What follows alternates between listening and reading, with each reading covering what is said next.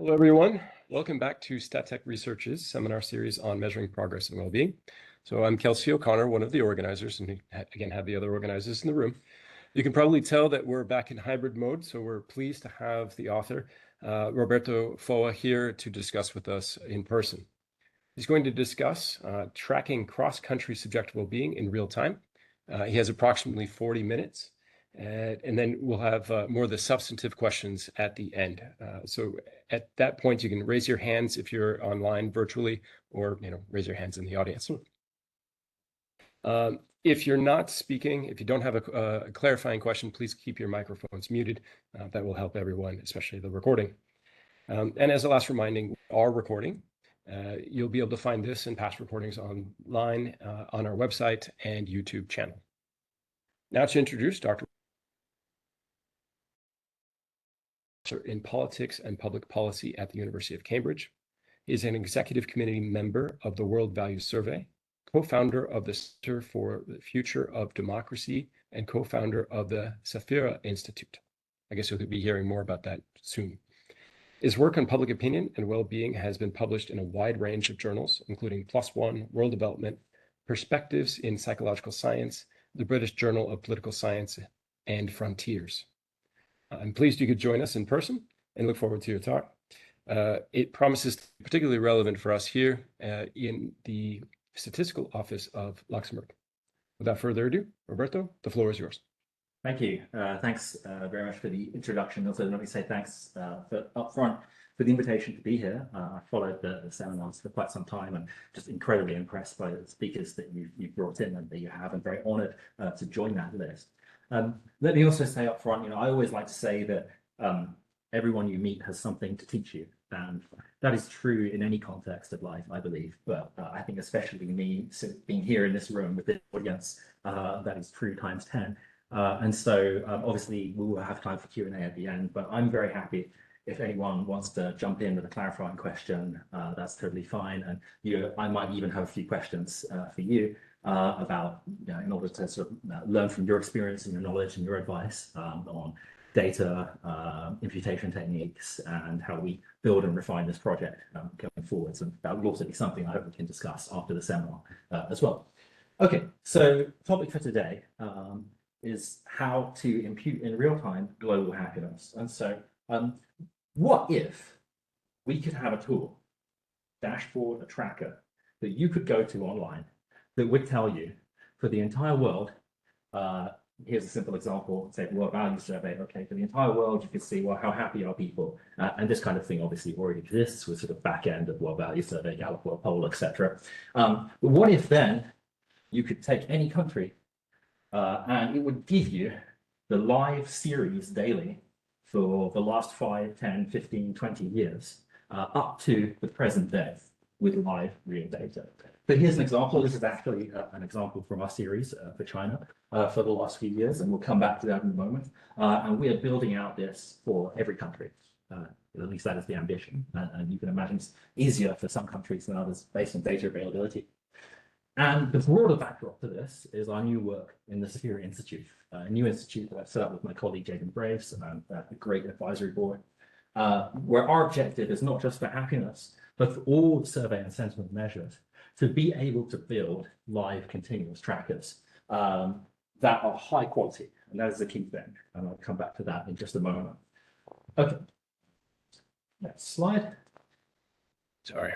There we are. Great. So for the project as a whole, we have a great advisory board helping us work on this. We have Richard White from Pew Global Attitudes Research is really excited about this idea about taking their annual observations and then being able to take, say, for geopolitical attitudes, to be able to do live daily tracking of geopolitical views. We have a great team from Global Survey Research, like Bobby Duffy, Milo Sanders, as well as on the tech side, some figures who are on the cutting edge and forefront of implementing AI techniques in private sector, in tech industry and fintech. And so I'm going to share with you just a little bit about what we've been building today in the subjective wellbeing space. Okay, so the key dilemma is this. So if that's your ambition, what's the technical challenge? Technical challenge is very simple. We have really high quality nationally representative survey samples that are actually now, thanks to Gallup World Poll, but also World Value Survey we have for really large number of countries. But they're relatively low frequency. At least in the available data, you would get for most countries a single annual observation or less.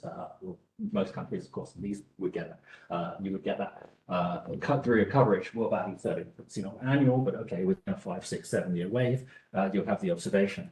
But what if you want to do high frequency? Well, if you want to impute to high frequency, you are dealing with the problem of having high frequency but low sample quality and validity. Low validity because the measures you might find might be something like consumer sentiment, right? So it's sort of related, it's extremely covariant, but not the thing itself. And of course, sample quality issues are a huge problem as well. And of course, in terms of validity, if we're talking about not just sort of survey asking people what they feel, but we're starting to talk about using social media and text data, then the sort of validity and the representation, sample bias issues compound. Okay, so how do you deal with that? Well, so this is the culmination of many years of work. It's not something that we arrived at just in one moment. And for me personally, I can sort of list a series of papers where step by step we've been building up to this. So during the pandemic, we did work with high frequency, sort of quasi daily, sort of 3 to 4 days a week, panel data from a number of countries that we were using, and then we validated against a series of alternative metrics, Google Trends in particular for that paper. We also published some other high frequency, again, other indicators, but on the back of that, then we extended that work using the search measures to data scarce environments. So we've done that for Russia in this paper. We've also done this for Ukraine as well, which we're validating now. We have much more available data for Ukraine, which is great. So we can validate that for the Ukraine model, as well as text to data. And so, this latest piece in BJPS was taking those high frequency measures, but then also building on the back end some text to data for Twitter data in that case to look at validation and event impact. So this is something we've been building up step by step. And so if we go back to that initial work in the pandemic, the dilemma of the research question, in a way, was around, okay, we've got events with extreme impact, the spread of COVID-19, lockdowns, that we think are going to have a large effect on life satisfaction. How do we measure that? Well, fortunately, in a case like the United Kingdom, so this was from the YouGov quasi-daily tracker, which starts before the pandemic, that gives us a really simple research tool for inference on that basis. So not too much of a methodological challenge there. The data is pretty good quality in terms of natural representation, definitely for the UK panel. YouGov really top quality and something they've been building for decades. And of course, you can validate that against other indicators that would show you a similar kind of thing. Sorry, very quickly, just to understand, ONS is administering a survey on every month? Yeah, so that was during, I don't know if they're still doing that, but yeah, I think they are. I don't know exactly the frequency. Every 2 weeks. Yeah, 2 weeks. Okay, great. So you see UK as a data environment in which this presents not too much of a challenge, and you can get by fine with conventional indicators. But we wanted to say, okay, could we build out from that? So one of the tools we built in that article was a search trends measure. I'm very skeptical of using search trends really for anything, but in particular case of mental health searches, that's actually a good example where people who go online for searching for, depression, self-help, self-diagnosis, find a psychologist near me, people searching for anxiety, insomnia, tend overwhelmingly, it's very valid, those are quite valid measures, because people tend overwhelmingly to actually, that's an expression of an underlying condition for those individuals. So we built a metric on that, and when we validated this metric, we validated it against the specific mood items. So it wasn't just subjective well-being, but we actually had, are you feeling was unhappy, or are you feeling bored? Are you feeling anxious? Right. So we had specific mood questions that we could validate one by one against the underlying search trends for that particular psychological state. Right. So we had a really good means of validating that on the back end. We had high frequency data, obviously for both daily or quasi-daily. And one of the wonderful things, although it didn't feel wonderful at the time, about academic publishing, of course, is that it takes bloody ages. So this is when we submitted it to the journal, and this is when we got published. And this had a wonderful feature, which it gave us an out-of-sample period, right? Because we built the thing and we hadn't changed it. And then the reviewers come back and they're like, well, does this still work? And we got a bit of panic. We were like, does it still work? I'm not sure. Fortunately, and then we had a moment of relief when we thought, yeah, the tracking did fade a little bit, so there's a little bit of overfit, fine. But generally speaking, the tracking remained pretty good, right? And of course, we could obviously re-estimate the underlying model and refit it on a continuous basis if so does it. Now, the part of this article that links, I think, to what I'm about to present today is that we then took that for other environments where we didn't have that daily data, but were English language speaking countries, to extend that search metric to look at, in that case, the research question around the effects of the pandemic and the effects of lockdowns. And basically, to cut to the sort of research findings, I'm not going to go into it too much further, the key finding there was that countries that had lockdowns, but no pandemic wave, did not see a big increase in negative affect. So the inference there was it was actually the COVID wave itself, not the lockdown, that caused unhappiness. And we also found as well that, again, a nice feature of the extension period, I guess, the submission, was that you then had in the United States in particular extra pandemic waves that did not see lockdowns, and you did see that increase in negative affect, right? So again, some inference there that it was the illness or disease of COVID-19 that was the underlying contributor, not the policy response. Okay. So this really builds into where we're going with Superior Institute, which is to say, okay, what if we move beyond just using search trends and we take a full suite of data harmonization? So now we're talking about web panels, we're talking about online intercept panels, we're talking about web app data, satellite data, social media, text to data from multiple sources. What if we take all of that is continuous, lower quality, typically data, and feed that in, right, to build validated, high confidence, we think higher quality imputation tools.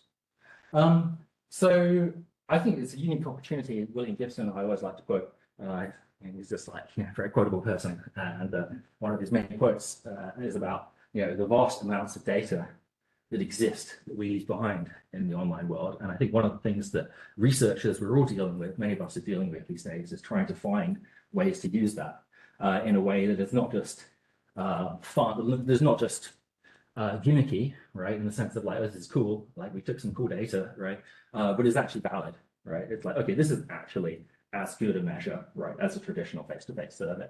So how are we doing that? So just to cut, because I always like to get to the results. I think the results are always much more exciting, but just the final slide on methodology.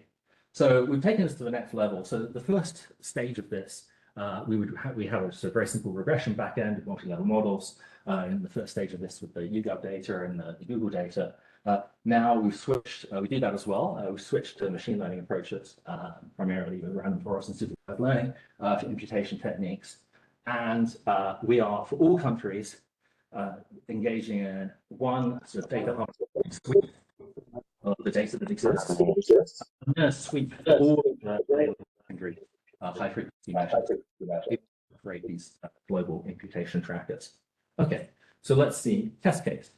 So it's always good to start where you kind of know the outcome in a sense. So you have the good quality high frequency data. I mentioned United Kingdom. Obviously, the US would be another great example. We have YouGov data. It's all available online for the US. You can get there weekly, both the mood tracker and the subjective wellbeing Cantrell scale tracker. There's a number of items from Gallup that are available. On a weekly basis, I believe, about whether you're thriving in life or struggling. Data from Ipsos and other conventional survey sources, together with a huge amount of additional secondary attributes we can throw in from the high frequency to see, okay, do they continue to predict when we take out the validated kind of labeled data set. Okay, so this is what we're dealing with. So let's start then with the kind of high frequency representative sample data. This is the Google Weekly Tracker on a Cantrell scale from 0 to 10. This just shows you the series that's available from mid-2020. You can actually take it back slightly earlier, but I won't get into that. You can take that back slightly earlier if you want, but this is basically what that tracker looks like. You can see some volatility and also a broad trend there. What about other conventional sources? Okay, well, we could throw in annual observations from Gallup World Poll for the United States. When I first saw this, I immediately assumed that like, oh, this must be a scaling issue. In fact, I went back to I was like, okay, the YouGov must be 1 to 10 and, or like the other way around, right? So Yeah, it must be 1 to 10 maybe on Gallup World Poll and 0 to 10 on the weekly tracker. And actually, I think they're both 0 to 10. So there's something else maybe in the item formulation that is driving this difference. But that's something, again, imputation techniques deal with pretty instantly for you. So in terms of imputation, it's not a problem. But that's just to explain to you why that gap is there. Now let's suppose we throw in all the additional items that we have, right? So we'll throw in the Gallup, thriving, struggling tracker. That is obviously extremely covariant with Cantor scale well-being.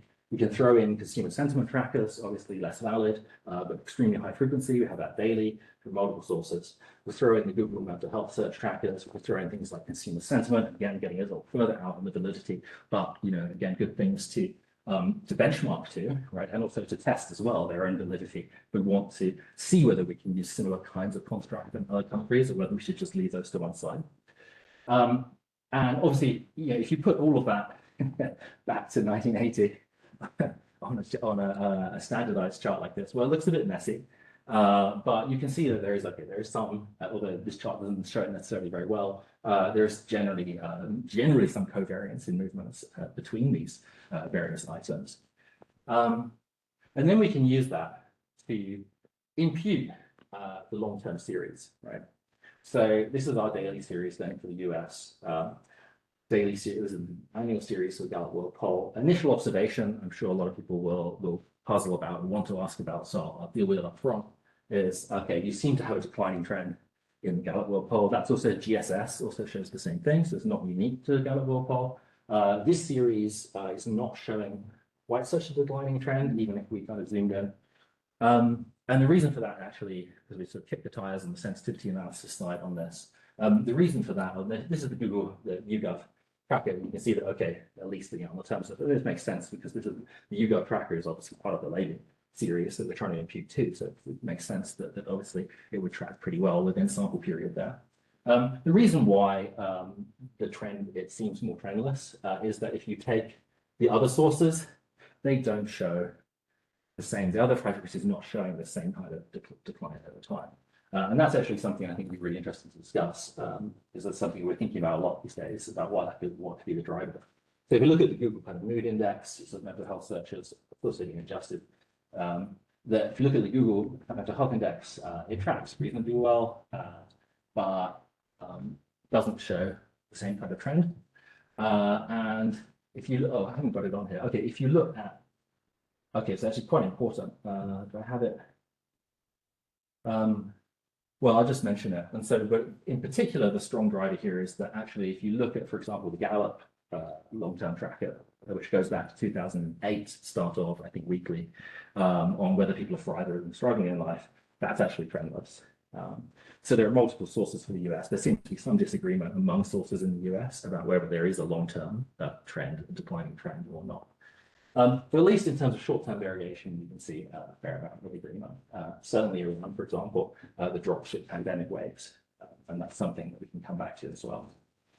So if we just zoom in on this period of time, what's been going on? So these three here, these are the three pandemic waves in the United States. You can see that each of those, only the first one really saw major lockdowns. Actually, in a way, actually saw some of the smallest decline in subjective well-being. Subsequent two waves didn't see lockdowns, but also saw that really big decline in subjective well-being. Here, what's going on is this was the start of the war in Ukraine and inflation, and that seems to have had an impact, at least in a period of time, not just specifically within the US, I should say, actually quite a lot of countries do show something pretty similar during 2022. And Trump gets elected here, and then, everything goes downhill. So, which is actually something we can look at in a bit more detail because, you sometimes see this kind of headline, is Trump bad for your mental health? And the great thing is that, we can actually answer that question. And the answer is kind of. I mean, it may depend a lot on the individual. I'm sure there's a lot of variation around that effect. Trump's term one, you could say, okay, maybe this is a little unfair because the pandemic happens at the tail end. And so we think, okay, that's an exogenous event. I can't blame everything on Trump. But certainly Biden, term, you see a pretty steady increase, and then Trump too, it's just back to decline again. And I'm sure probably for most people we know, that's probably pretty representative. It's pretty accurate description of their feelings. Okay. Now, what about extending this outside of the United States? As I say, the US is a context in which we already had, even if it wasn't daily data, okay, we already had weekly or monthly data from a lot of different sources. What about places where we really don't have much data? Well, here, the key thing is extending based on other metrics. So I'm going to start off with, I think, one of the most fascinating cases to look at, in particular from a data scarcity and data unreliability point of view, which is Russia. Because if you look at, say, official quote-unquote series for Russia, like Sion or Levada, which wouldn't have traditionally been considered official until the war, would have been considered independent and reliable now, for unsure. But if you look at those series, the picture that they tell is that everything is just getting better and better, right? That Russians are happier than they've ever been. And I've even seen in the last week, like newspaper stories about, oh, Russians just like, deliriously happy because it's, 70% happiness, then 80%, then 90%, and 150%, 1,000%. Everyone's getting happier and happier. And we might have some questions about whether that's true. But unfortunately, whenever we're trying to get influence on public opinion in Russia, our means of doing so, other than Levada or Sion or within country sources, is pretty limited, right? It tends to be things like, looking at, YouTube videos of interviews of people on the street and trying to get some inference on the back of that about what they say if you follow this 1420 blog, which is really good fun. Asking Russians on the street about, their views about Putin and the war and their life and everything else. So anyway, so we might have some questions about whether, happiness is at all-time highs. And so, if we just take a couple of series available, this is the Levada series, this is a social sentiment series. I've just rescaled it to a kind of Cantor scale. It actually goes to 100. But anyways, that's the Levada series. If you take then the Gallup World Poll series, one of the things here is a bit puzzling. Again, scratch my head even more about, okay, the start of the war in 22, both shoot up, right, including the Gallup World Poll series, which they kind of hid by presenting the 3-year average. But that was actually also true for the invasion of Crimea and also the Russia-Georgia war, right? And that sort of raises a question about, okay, is this survey bias? Is this a bias issue? Or is it really some kind of rally around the flag and actually people just feel euphoric and happy? Even if it's a war, you're obviously not winning. Okay, so is there a different approach, right? Well, there is. And so I won't talk, I'll skip through this. This was our first look at this was actually a couple of years old now, where we basically applied the same thing to Yandex data and Google data to look at subjective well-being, financial stress searches in Russia, and then what we call cognitive dissent, which is a lot of fun, but I'm not going to talk about now, which is like kind of critical thinking about politics, about the regime, and seeing how that tracked over time. I'll skip this. We did a lot of validation, both in terms of domestic and VPN, exit nodes, sensitivity analysis. Bottom line was that I just put the cognitive dissent one on here, but it seemed like the start of war, at least from those search trends, did not produce a euphoric wave of happiness. That actually there was a huge increase in critical thinking, especially around any moment there was a mobilization order. And actually unhappiness also appeared to increase as well. People start searching for kind of mental health related topic searches would spike at those times as well. Yes. Sorry if I missed this. Cognitive dissent. Yes. What do you mean by that? Yeah, sure. So, and I didn't want to, because, we're going to, subjective well-being is the topic of today, but this was basically, we tried to look at, like, if somebody is disengaged from politics, what aspects of their online activity would allow you to suggest they're becoming cognitively mobilized in a critical fashion, right? And so somebody would go on, so this is somebody going online, and we actually found, searches for like totalitarianism for dummies, or like Wikipedia, like authoritarianism, Wikipedia democracy, Wikipedia introduction to protest or whatever. Those all spike, right, around this time, and particularly around days, even days when there'd be a mobilization order, young Russians would be going online searching for these things.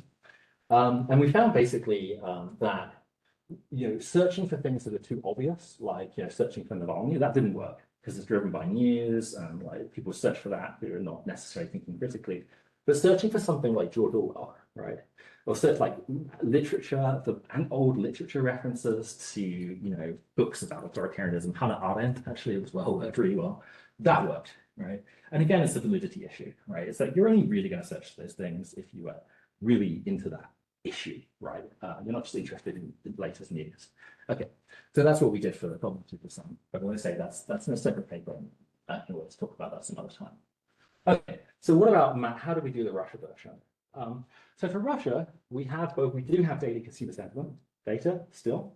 We have Google data on the mental health searches, and we also have the underlying items for a lot of economic tracking. And what we can do is using the method here is to use what I call catastrophizing versus a Boolean responses. So the basic idea, if it's a question about, do you think prices are going to go up in the next year, right?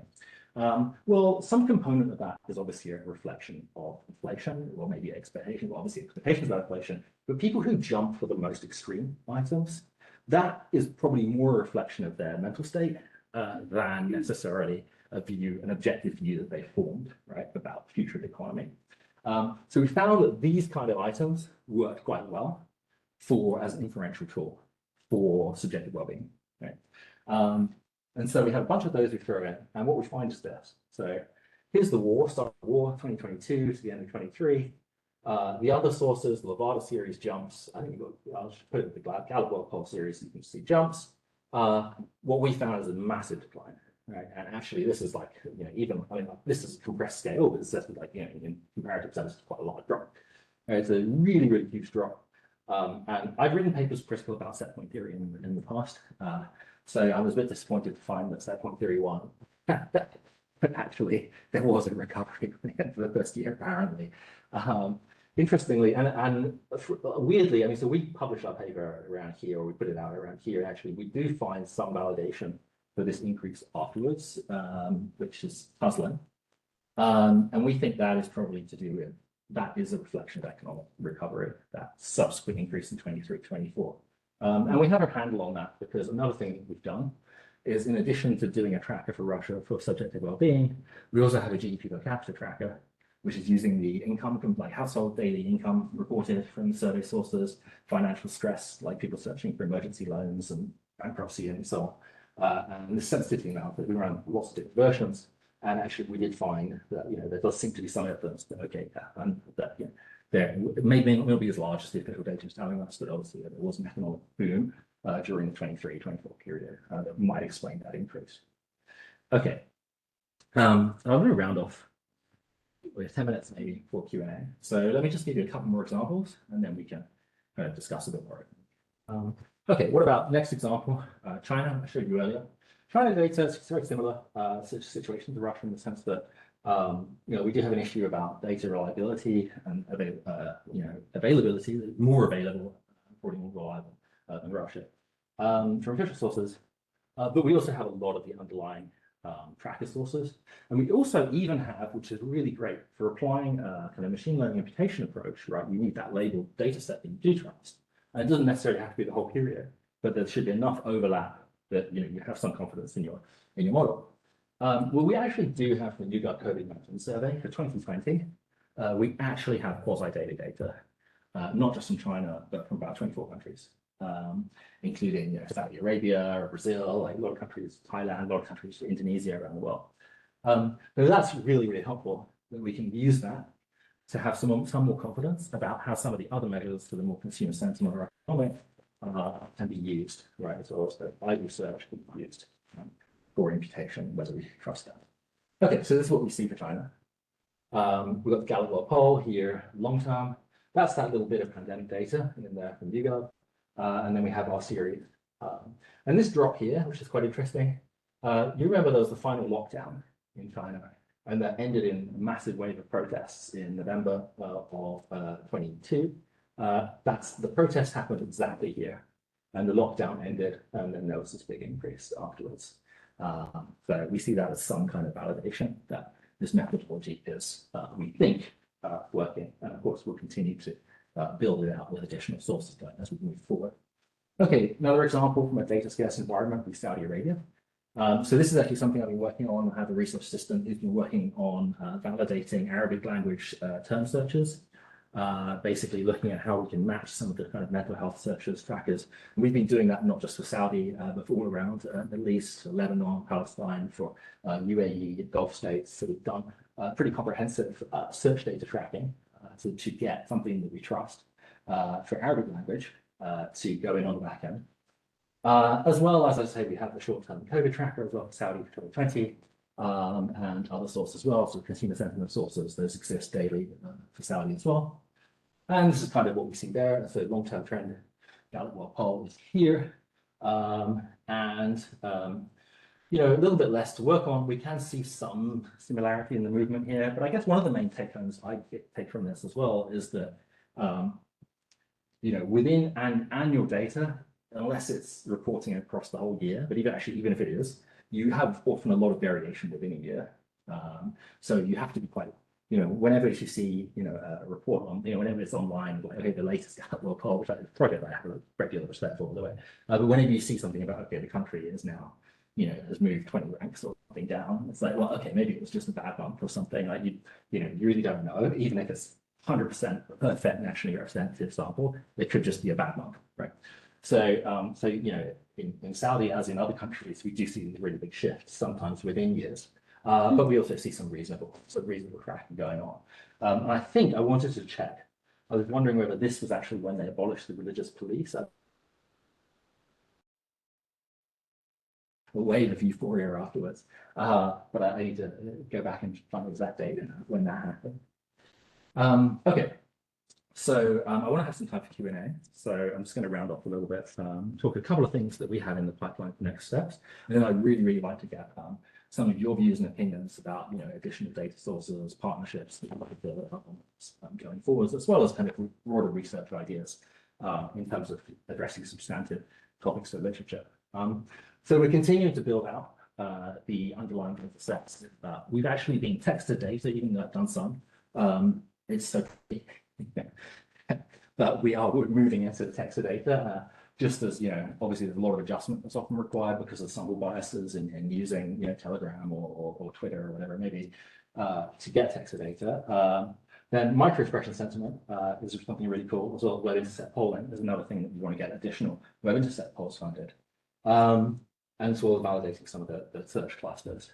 And then eventually, where we'd like to get to is to have that automated live update, and then have a platform online that you and everyone else can go to, track, use the data and work with. That's where we're trying to get to. Just in terms of micro-expression tracking, so this is another cool technology where basically you're able to get for web panels in countries, you ask permission to use a camera when people do surveys, and then automatically code micro-expression. Right? Wow. So now you have an additional screen coming in where you can actually look at sentiment of respondents. And, you know, right now this is typically used in relation to particular topics you'd ask about. But like an obvious extension would be to have that continuously, just as continuous sentiment tracking, right? Regardless of topic.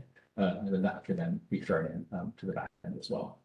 As I say, other sources for the economic tracking, we're already using satellite data as well. So for the Russia economy tracker, we're using industrial light production across the country. We also use that for other countries, same measure. As well as, let's say, the text data and social media work that we bring here. So this is something that excites me a great deal. I think this is the new paradigm. There's a huge number of technical challenges, but also a lot of opportunities. And yeah, look forward to discussing that with you. Thank you. Thank you very much. So we can start here in the audience as well as online. Please raise your hand online, and that's the best way we can unmute you. Or if you're here in the audience, we can start. Maybe I'll start as chair. We've done some work ourselves on this, and so I want to dig into a couple of details. Just taking Russia as an example. So there needs to be a trusted source. Is that generally true? And in Russia, which one was it? And then do we start by then taking some of the various search terms, using the machine learning algorithms to then basically just come up with the best proxy for the trusted, and then you layer it together? Or maybe you can kind of tell us a little bit more about the step-by-step process, especially in, let's say, Russia as an example. Yeah. Is that the PLOS One paper or yeah? I forget which one. Okay, Yeah. That's really fantastic. Oh yeah, our plus one paper. Yeah, Yes. It's great work, and so we're working in the same, in the same great minds think alike, and you're the great minds. I'm just thinking. Well, no, I don't. So, yeah. So, the short answer to the second point there was yes, and so we are imputing, and in terms of trusted versus not trusted data. So for the Russia, for the Russia economy tracker, for example, we just discarded all of the data sources of law, right? So training is only going to be up until that point, which is that we don't trust the data, and it's kind of fundamental part of what we're trying to find out is whether the data remains reliable. It's not. For subjective well-being, that is one approach you can apply. For what I've just shown you, the approach that we applied actually was to build everything, was to discard all of the long-term Russia data, because we're kind of like not really sure what to make of it. But to take all of those underlying kind of proxies, right? So like the abulian versus catastrophizing kind of responses over a longer period of time from the US model, right? And then to just apply that in, right, to the Russian model and say, okay, what does it do with this, right? And so so there's kind of two different ways of approaching the same thing that actually generate pretty similar results. But it's very helpful. And I was thinking maybe along these lines, one difficulty we had is something you related to the Arabic context, I think Saudi Arabia, where you said you're checking the search terms and maybe what they mean. So in a different cultural or language context, they might have different meanings. So in this case, you applied the US model to Russia, so making this assumption that they have the same meanings. Is that correct? That is correct. That's the problem. And so that's something we had to deal with. And actually, so for basically, I would say for secular societies, it's not a problem, because when people, or not a huge problem, because when people get, where people have mental health concerns, that they go online, they search for conventional kind of Western terminology, right? So you would search for, how to find a psychologist, or, depression self-test, or like 10 techniques to do whatever, right? And so for the Middle East, that didn't work, or it worked only 50%, right? What we found, we also built a kind of, we started off building a religious tracker. And actually the context here is we wanted to see, for example, whether conflict events in the Middle East, Palestine, Lebanon, had increased religiosity. That's one question that we had behind that project. What we found was that we categorized like different surahs, and like we categorized different prayers, right, for different kinds of need, right, for like health or whatever, right, prayer for health or prayer for a funeral or whatever it may be. What we found was that actually there were a number of prayer clusters, right, that seemed to be as good measures as more conventional mental health, right? There's like high covariance, right, between them. And we found that actually seemed to work as a validation tool. And that logically makes sense, right? It's that, okay, well, if you're in a highly religious society, you're not going to go online and search for, the DSM. You're going to search for something, more in a more religious, linguistic, cultural framework. Okay, it's a helpful starting point. Go ahead. Yeah, a little bit related to the previous point. It's very fascinating work, and it would be great to, being able to look under the hood and have a look at the engine. So how you did the imputation, the harmonization, that would be. But I understand you have to make a choice between the method and the results. So perhaps there are a couple of things, however, that you can share with us. One is, for instance, I had the feeling that you kind of adjust the search keywords depending on the context. Because in case of Russia, you had like Solzhenitsyn and Orwell. So I understand in US you use something else. So basically your tool is not really standardized in the sense that it's looking at the same search items everywhere. It's adjusted. So how do you perform this adjustment? Which kind of inputs do you bring in? And related to this, sorry, there can be a possible cultural bias in defining your key terms, because you're in any case, as a Westerner, you're looking at what is going on in the Middle East, and you decide that psychologist is a good keyword, whereas something else would be if only we had the knowledge. So how do you feel about this? How do you deal with it? Yeah, I mean, a couple of points. First point is to say, I agree, right? And so this is precisely the reason why the text to data has been like further down the chain, right? In terms of kind of like your our data hierarchy, right? So like at the top is like nationally representative, surveys, like Gallup Poll or whoever.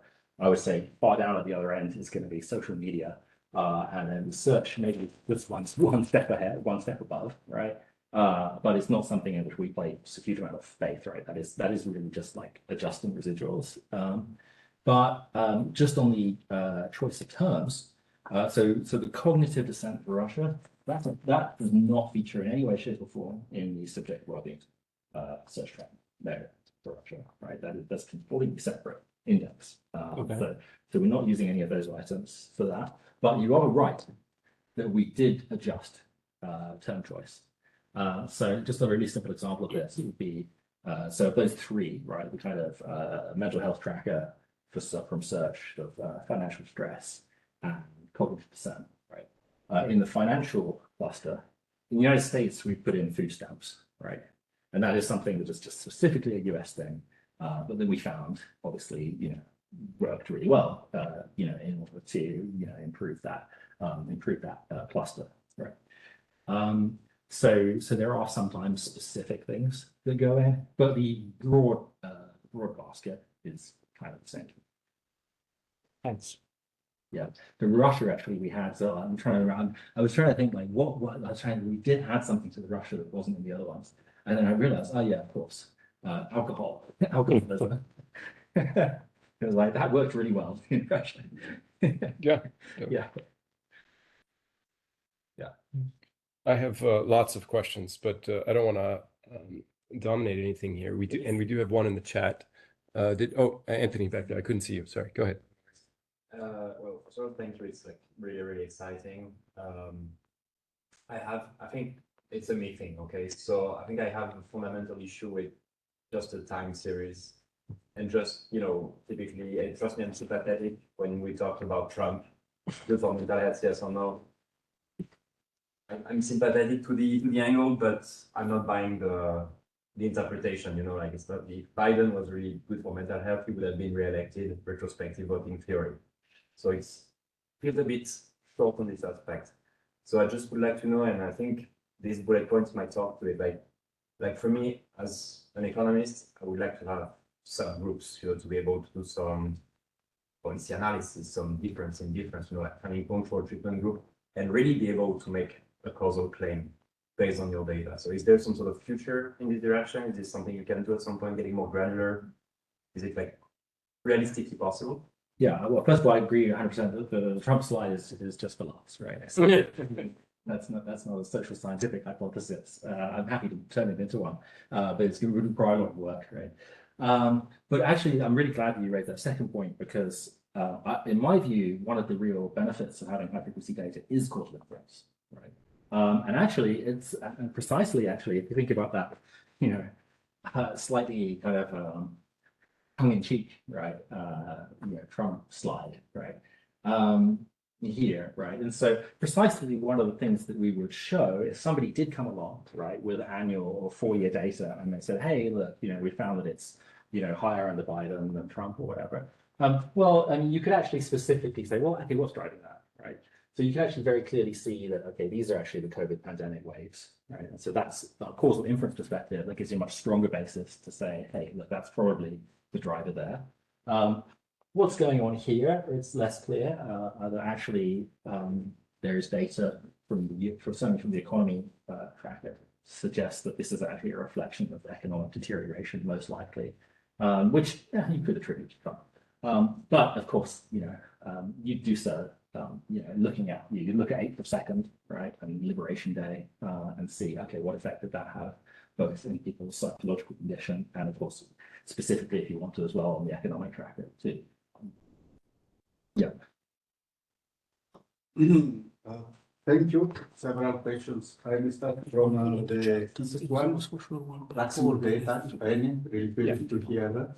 And if we stay just with this slide, I see that the variation is from 0.1 to 0.3, and this is point estimates. Where are the confidence interval? Is this statistical significant? They look not really different from each other. sure you can follow it in your work. And then for the research, AI, Google Search Copilot is changing the way people are interacting. So Google Search somehow is on threads. Do you see any future and impact of this for your future work? And well, I'm curious about Luxembourg. How's Luxembourg today?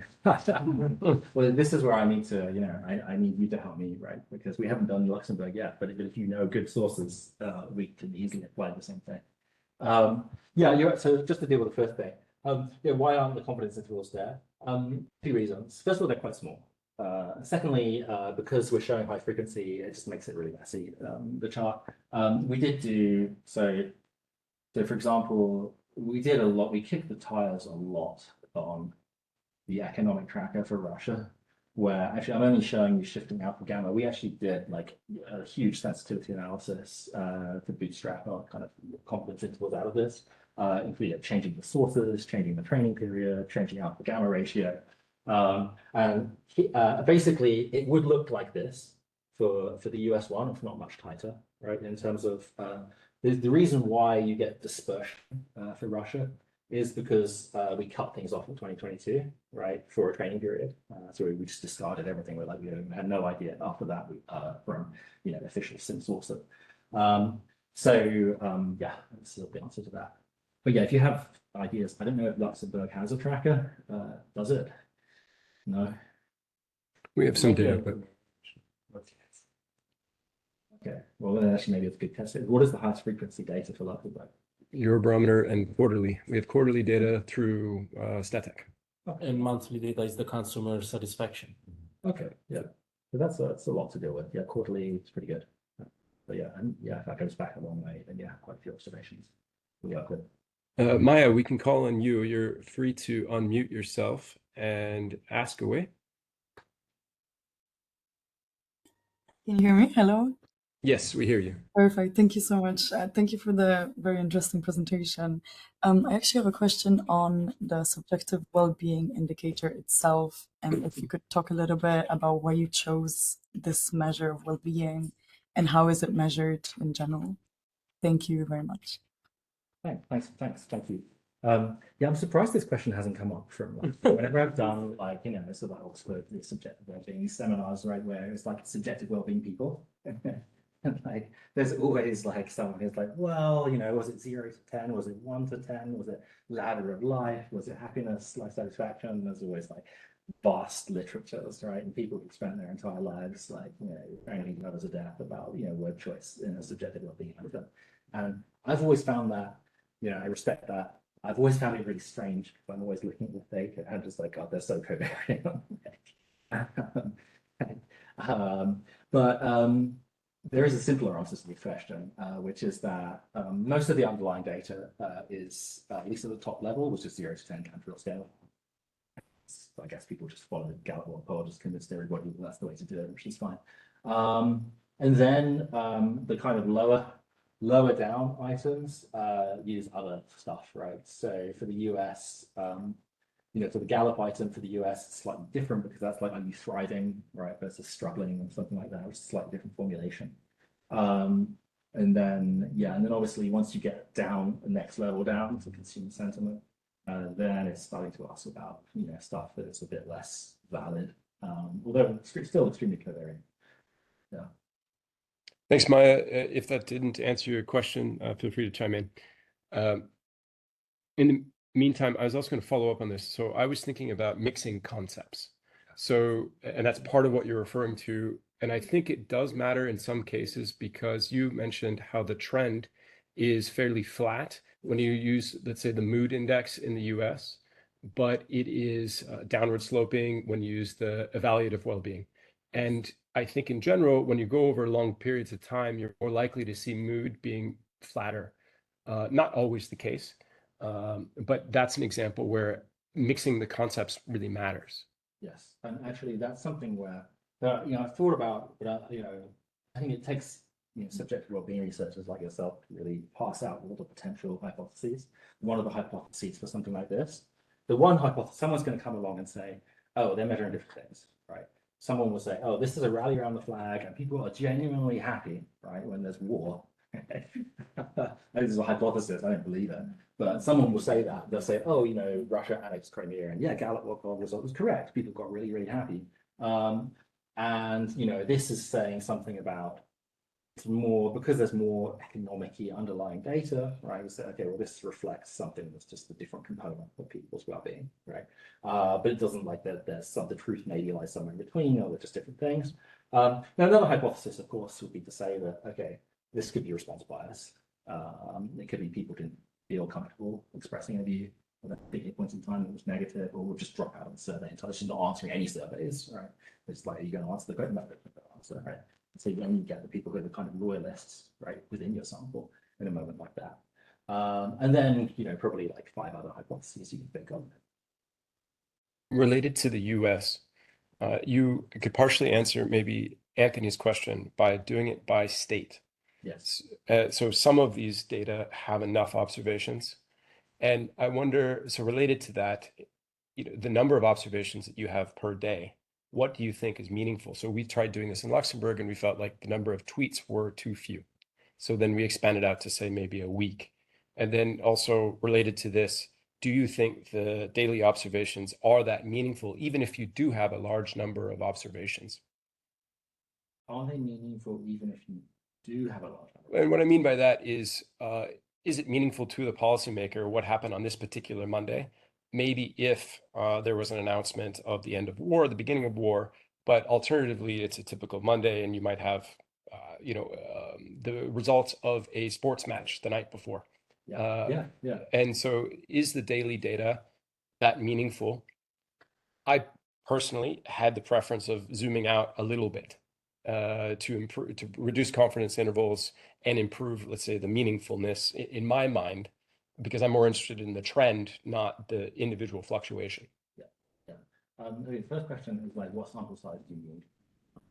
And in the underlying data. And so so that's something that one of the reasons why for some sources we might have a weekly smooth, right? Because when you take it down to daily, if it's like if you, let's say that you have web panel data, right? And the YouGov tracker, for example, it's designed to be a weekly. It's published as weekly. It happens to be quasi-daily. But once you take it quasi-daily, now you might only have a couple of 100, 300 responses or less, right? So you think, oh, well, that's just a bit too little, right? And so you could get around that by smoothing it over a few days. And in that way, you expanded your sample again, but you've still got some variation day to day, right? So, you know, at least within week, some within week variation, right? And that's actually quite useful for causal inference, because a key event that might have shifted well-being might have happened within that week, right? So you wouldn't want to postpone the result in a sense within your data set at some point, not later. On the issue about days that like particular days, and so one of the reasons why I think daily data is really useful is precisely because, you know, there might be individual day effects, right? And you can actually identify those, and you could also strip them out. So the one thing we've actually done, we did when we harmonized data from the mood searches, for example, we actually looked for day of year effects first to strip those out, because and the thinking here was like, you know, if subjective well-being in the United States, right, is like really high on Thanksgiving or something, right, that's not something you want bleeding in. You don't want that going into a model that you might use, you know, to other country contexts, right? And when you have the daily data, you can actually, for multiple years, right, you can actually identify individual specific day, like, you know, annual, not just seasonal effects, but like day effects, right, around public holidays and that kind of stuff. And you could actually strip that out then. I guess, Chiara, you had a question? I'll ask you how you select the countries for this exercise.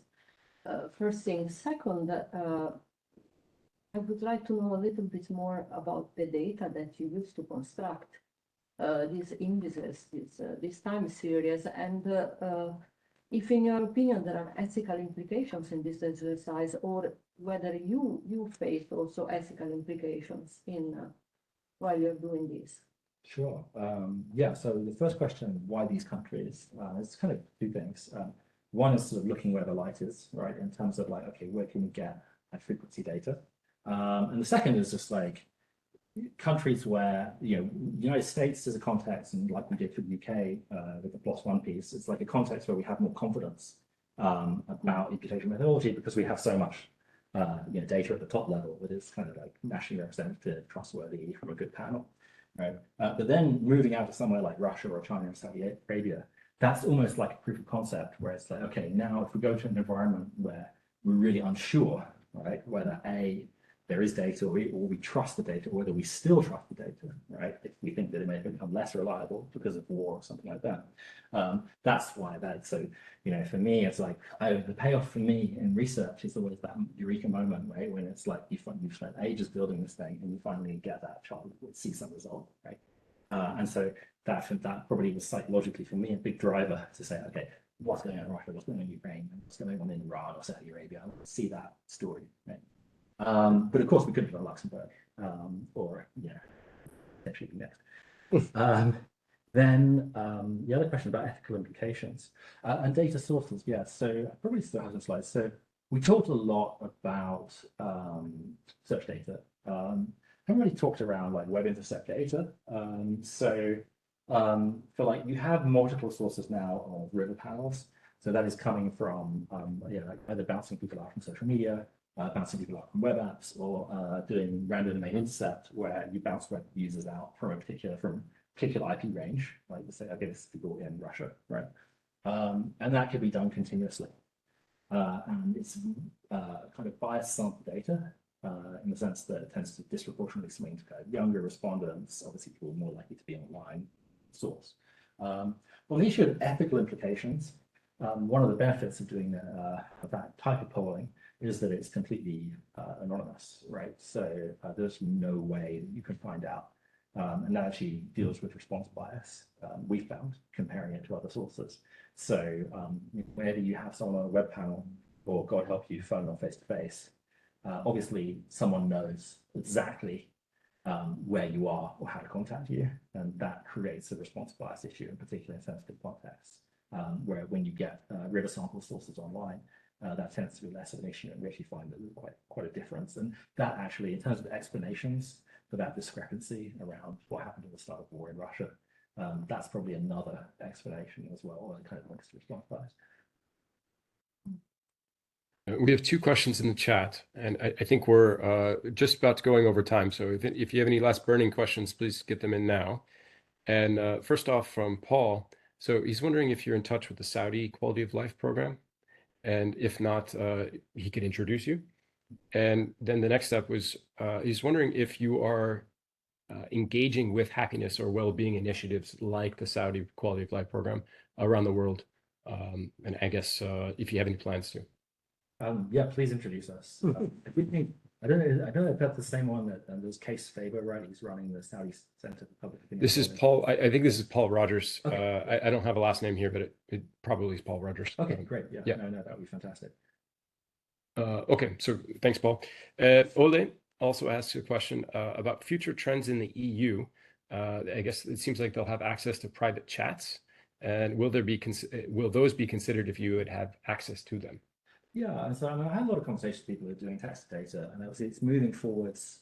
Like I think kind of like the first round of text to data has been like search, and then social media, and like tweets, and like Facebook posts, and so on. And now the new frontier is there are people doing like longer form interviews. So it's almost getting back a bit more to a representative sample of respondents, but instead of asking, you know, a 5-point item scale question, you have a huge amount of text, right? How is your life? And they write an essay for you, and then you code that somehow, right?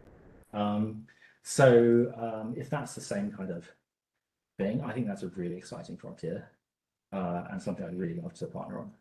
I think in this case, Ole was more worried about privacy issues because private chats. Yeah. Imagine, for example, that the EU government has WhatsApp chats, or something similar. Ole, you can correct me if I'm wrong. If you had access to them, would you use them? Oh, no, I wouldn't. So, no, probably not be anyway, but like it's also unethical. So, yeah. Okay, so Ole, he's saying no, definitely not. Okay, any burning questions? I may have one, but I don't know if you're still patient and want to hear to this Pandora vase that I'm about to open. So let's put it to votes. Who's still in? Yes, Yeah. yes, definitely. Okay. So one of your opening points was about, actually everyone said yes, but do you agree? Oh, Yeah, okay. So one of your opening points in the presentation was basically around the line how cool it is to have high frequency data that basically tell us something about today. yes. And I agree that there is a rush from decision makers to get data about today because they are so cool. But are they actually using this data? And is this day-to-day information useful to take decisions? Have you used, for instance, this to predict other variables like financial markets? And in general, what is your view? I mean, I understand that you're working on this, so you must have an interest, but you're also working with or for the World Value Survey, Yeah. which is that takes this very long spans. Where do you see, do you think this rush to the last second data, is it really bringing some value added to our understanding of what is happening in the world? And if not, why don't we go back to our good old surveys? They're not, first of all, they're not exclusive, right? And actually, they can't be, because unless you have good quality, traditional nationally representative polling, right? You don't know what you're trying to estimate for, right? And you don't have any labeled data to work with. And you're really so that's the first point. And then on the question of policymakers, do policymakers need live data? Policymakers, that they should want to know what's happening in the world right now. And what I found is that, in the world of polling, right, there's basically only three organizations or three kinds of organization that really care about having the right answer, which is election campaigns, the military, and financial services, because these are three areas where you're definitively right or wrong, and you're going to find out. Right? Like, if your opinion polling is wrong, you're going to lose the election, right? And you're not going to get hired again if you're that pollster who was just way out and wrong, right? So there's like a methodological fascism behind election polling, right? Which is healthy because there's that knowledge that there will be that moment of truth that will tell you, which pollster got it right or which pollster got it wrong. And that's obviously the same, right? And if somebody, as you mentioned, financial services, okay, they could try to build like trading algorithm or something. And it's like, okay, well, if you're going to crash the entire, market, then that's a problem. So and obviously, military. Well, okay, if there's something that is actually like decision sensitive, right, in the context of say Ukraine, something like that, then there's a right answer or a wrong answer, right? You better be right. So that is a reflection. I would say that's more about the kind of policy environment or use environment than necessarily what we do, right, which is on the research side. And so have you used it to predict other third variables like financial markets? No. No. I mean, you're thinking. What do we do with those now? Yeah, exactly. Let's crack the system. The funding model for Let's make money over the next year. Right? Let's make money. Let's make money. This is Luxembourg. There's probably like a lot of organizations here who probably would be interested in that. Although, that aside, our first interest is let's give happiness a chance. Okay. Right. It's Francesco's key phrase. I'll just remind everyone. I think with that, we'll close here. Thank you very much for attending. Thank you everyone on the line, and we'll be back again in a few weeks, although to our normal virtual format. Thank you. Thank you.